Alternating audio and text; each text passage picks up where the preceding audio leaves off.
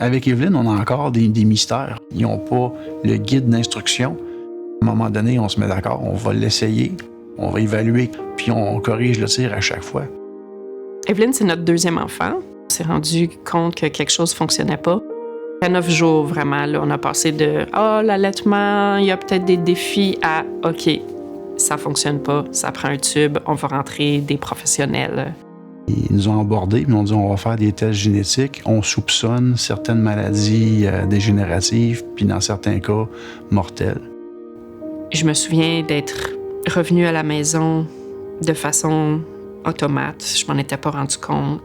Donc, quand ils nous ont dit « c'est pas ça », c'est là que je me suis dit « la vie est belle, puis on va l'accompagner là-dedans, peu importe où ça nous amène, mais elle va grandir avec nous. » On le sait maintenant qu'elle a un diagnostic de maladie neuromusculaire très, très rare. Un petit peu après, je pense qu'on avait eu le diagnostic en soins intensifs. L'équipe de soins palliatifs s'est présentée. Le mot palliatif m'a fait virer tout de suite sur la défensive, si on veut, mais en fait, c'est pas ça du tout.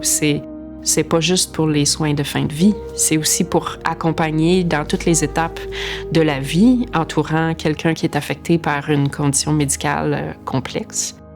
On n'est pas tout seul en tant que parents. Il y a des professionnels qui peuvent nous fournir leurs avis sur ce qui serait le meilleur pour Evelyne. D'être un parent, mais en plus d'être l'infirmier, l'infirmière, c'est demandant, c'est exigeant. On a besoin de beaucoup de conseils. On parle régulièrement avec le néphrologue, on parle régulièrement avec la nutritionniste, avec des spécialistes en neuromusculaire. Il y a des moments où l'inhalothérapie, par exemple en hiver, c'est beaucoup plus important. Le service des aides techniques, aux 3 mois, révise la chaise roulante. Un enfant, évidemment, grandit, donc chaque professionnel de la santé est là pour rendre son quotidien le plus facile et le plus plaisant possible. J'appelle la maison des soins palliatifs qu'il y a ici le camp du jour. Donc, Evelyne adore aller à son camp du jour pour quelques jours, mais en fait, pour les adultes, c'est des moments de répit.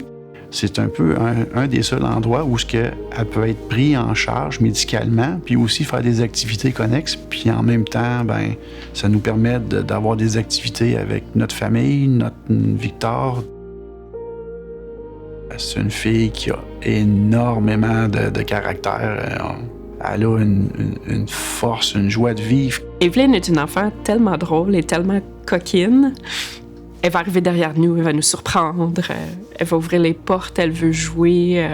Puis ce qu'on a découvert dans les derniers mois aussi qui nous plaît beaucoup à toute la famille, on a découvert une piscine locale proche de chez nous. Evelyne adore jouer dans l'eau. Mais à la piscine, c'est magique. Elle fait des casse-têtes, puis on lance les morceaux dans l'eau, elle va les chercher, elle les ramène. Elle court après son frère dans l'eau. C'est toute une interaction qui est très valorisante à voir. Elle a encore 3 ans et demi, elle est encore petite. C'est difficile à dire ce que l'avenir nous réserve. J'espère juste qu'on va être capable de faire de notre mieux. Parler des soins palliatifs, faut qu'on en parle, faut que ça se sache, puis il faut que ça se développe. Parce que nous, ça nous donne énormément de support.